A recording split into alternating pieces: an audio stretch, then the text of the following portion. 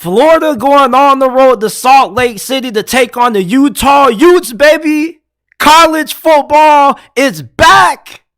Man, Utah, this team is coming off back-to-back Pac-12 championships. And they're coming into this game with a chip on their shoulder because they're hearing all the noise that all the outsiders are saying about them. Utah's a solid team, but Florida's the more talented team. And with Florida, they got a lot to prove also. And they probably got way more to prove in this game than what Utah does, because Vegas has given Florida a lot of motivation for this season. Their over-under win total is 5.5. If that doesn't have Florida motivated for this game, then I don't know what will. They got Graham Mertz at quarterback, people. And if you're a Utah fan, you're probably laughing. You're saying they got Graham Mertz? Ain't that the same clown who was playing at Wisconsin under Paul Chris and was terrible? Yeah, it is. It is. And you can laugh all you want to, but don't laugh too long, because you know what they say, laugh now, cry later, because there's a chance that Graham Mertz may surprise you. And if you're a Utah fan, you shouldn't take Graham Mertz, for granted. You shouldn't just overlook him just because he played for Wisconsin and he wasn't successful at his previous stops. Because look at the conference that you play in. You played against Bo Nix and Michael Penix and Caleb Williams, and all three of those quarterbacks came from the transfer portal. Bo Nix and Michael Penix were two of the biggest surprises in college football. Michael Penix, outside of that one season that he had with Indiana, we didn't even know who that dude was.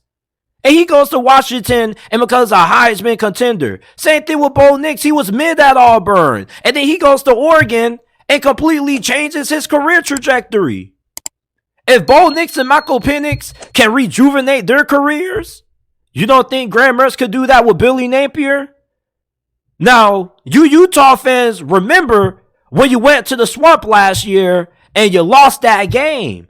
Now, that game, you probably feel you would have won if it wasn't for that miraculous interception that that Cam Rising threw in the red zone, which pretty much sealed the victory for Florida. But another reason why Florida won that game was because Anthony Richardson played his ass off. That week 1 game that Florida had Anthony Richardson in for, and his first ever collegiate start, was the best game of his college career, ironically. This dude looked like a superstar. He was out there playing street ball.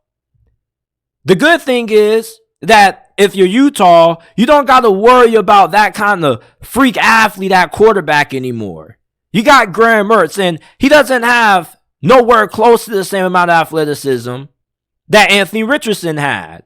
But he could prove to be a better overall quarterback than Anthony Richardson, because Anthony Richardson wasn't that great as a passer in Billy Napier's offense. As a matter of fact, Billy Napier and his coaching staff kind of had to change a lot of things around with their offense to appease Anthony Richardson's skill set. Graham Mertz is a quarterback that could prove to be an upgrade from Anthony Richardson in some capacity when it comes to throwing the football. You're going to have a quarterback that should be at least better in the short intermediate passing game. He should be able to hit the layups, the easy throws. The easy throws, Anthony Richardson was really inconsistent at being able to hit. And they're the layups. Graham Mertz should at least be able to hit the layups. And then he also plays better within structure. Anthony Richardson, he wasn't all that comfortable in the pocket during his time at Florida. Graham Mertz, he's not going to have the same athleticism that Anthony Richardson has. So he's going to sit in that pocket, and he's only going to scramble out when he has to. And Florida has a pretty good offensive line. And one thing that you can say that Graham Mertz is going to have that he never had at Wisconsin is a solid supporting cast. Now, Florida doesn't have an all-star group of receivers, but they do have guys like Ricky Pearsall and Marcus Burke who should make their presence felt in this game. I think that those are their two best receivers. And their offensive line should be pretty solid despite losing a couple of guys to the league. Now, Utah, defensively, this was one of the better defenses in the Pac-12, but they were prone to giving up big plays in the passing game at times. But this run defense was absolutely outstanding. And if you are somebody who is a West Coast fan of college football, you don't keep up with the southern portion of the country, and you don't know too much about Florida, you may look at them and say, man, they got Graham Mertz. Like, we like our chances. Well, I will say this. Graham Mertz isn't going to make or break Florida winning this game. What's going to make or break Florida winning this game is is Utah going to be man enough to be able to slow down the monsters that Florida has at running back in Montrell Johnson and Trevor Etienne, because this is probably the most underrated running back duo in college football. When you ask people to list the top 5 running back rooms in the nation, you very seldom see Florida on any list, and they should be. And with how good this rushing attack is, and with how this offensive line is looking, Florida should be able to come into this game and have some success against Utah on the ground. Yes, Utah does have a really good defensive line, but Florida has a really good offensive line. And their offensive line may not be as good as what it was last year, but it damn sure should be good enough to open up holes in the run game for these running backs to break through.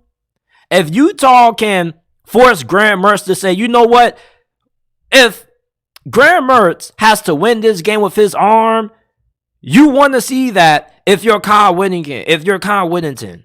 You want to say, you know what, we're not going to allow Florida to play complimentary football. We're going to force Billy Napier and company to beat us with Graham Mertz. Show us that Graham Mertz is capable of having the kind of season that Michael Penix and Bo Nix had last season. Show us that, Graham Mertz has what it takes to be a better starting quarterback for the Gators than Anthony Richardson.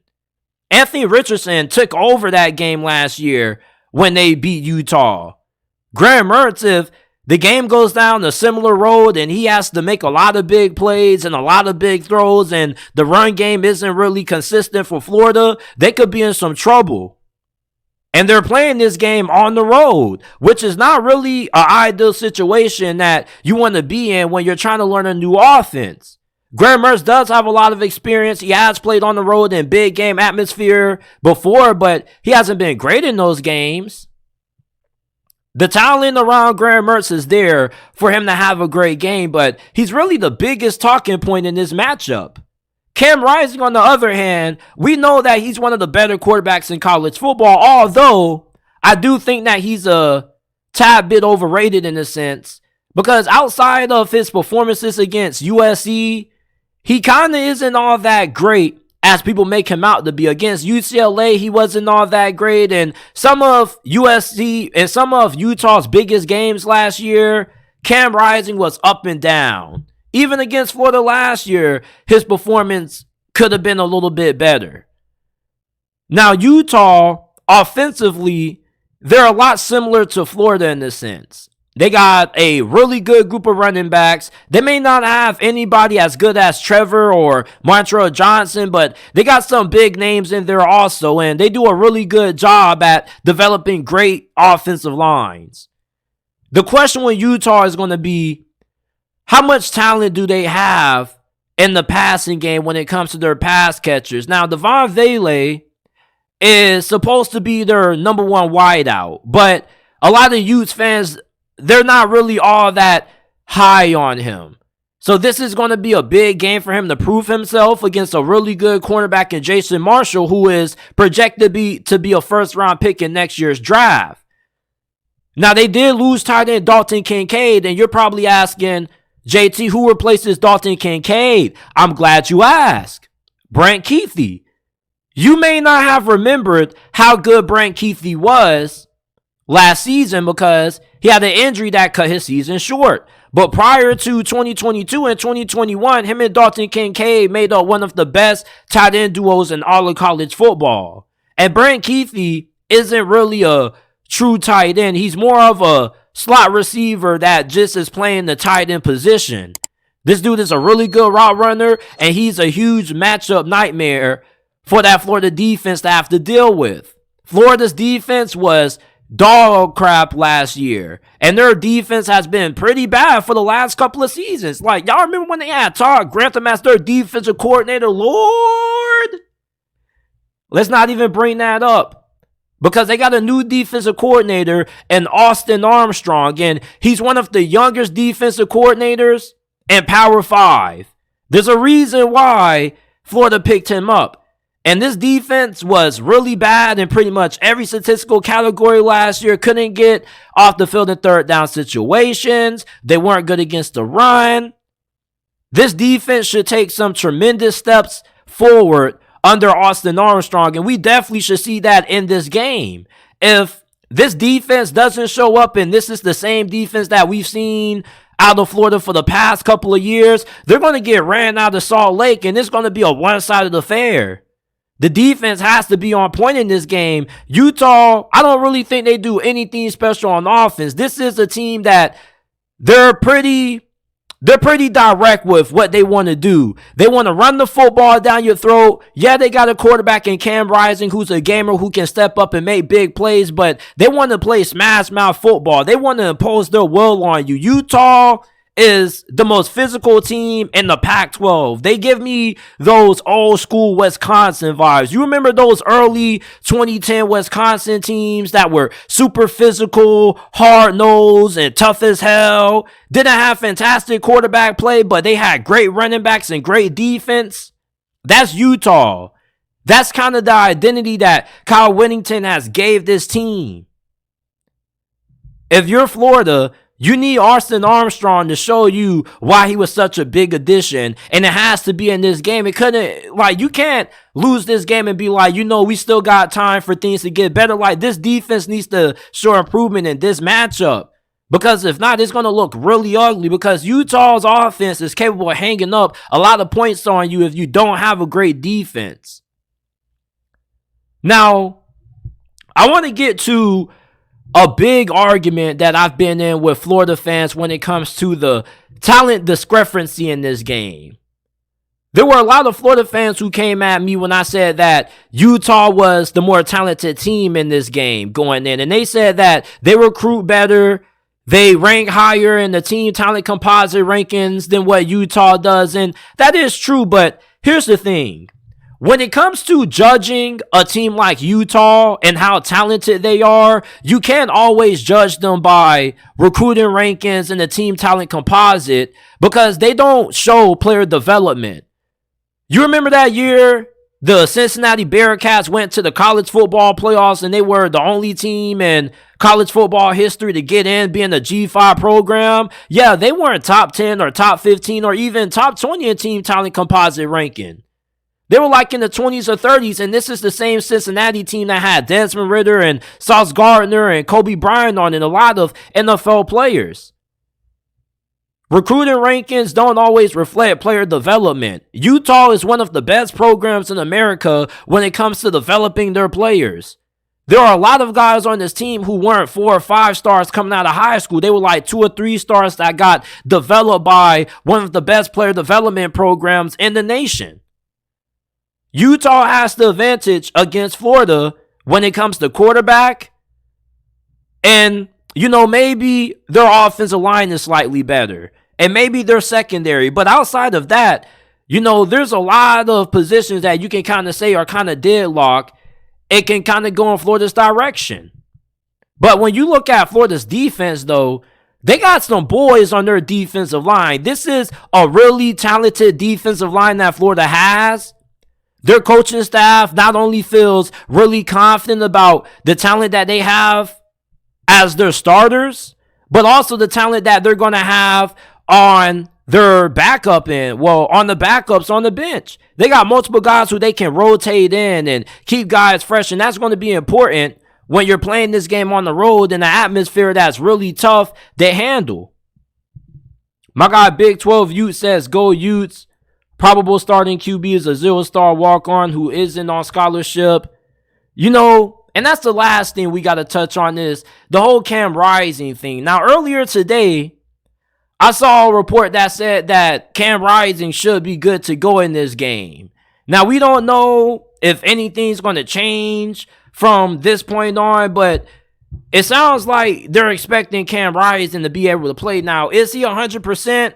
We don't really know. We'll never know the truth of that until after this game is played. But the way these reports are saying he should be playing and good to go in this game. But if he doesn't play in this game, that's going to be a real huge advantage for Florida. But right now, Cam Rising is listed as the starter for this matchup. So I'm expecting him to play in this game. And I think that this is going to be a classic.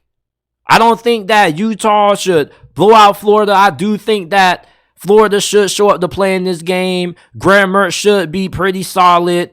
You know, I'm looking forward to see what he does in this Billy Napier offense. I got to take Utah, though. This is a physical team. They are one of the better coached teams in all of college football. And plus, they got a really good team. Now, how far are they going to go in the Pac-12? We don't know, but with how close that game was last year, if Cam Rising doesn't throw that pass and he makes a better decision, they probably win that game. Florida, they are going to be vastly improved on defense, but I think overall, Utah should be able to close this game out. I'm going with the Utes to get the win